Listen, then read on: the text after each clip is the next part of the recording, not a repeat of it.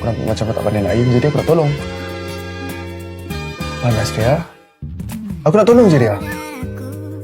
Ria. Aku risau baju puaka. Okay? Kemas. But could be better. Can you stop complaining? Saya dah lambat ni. Nanti kalau saya lambat, bos saya marah. Kalau bos saya marah, habis rosak semua maka keharian saya. Kau lupa ke bos kau siapa? Bos kau ni suami kau yang sah. Jadi bos kau boleh je bagi makan lebih pada kau.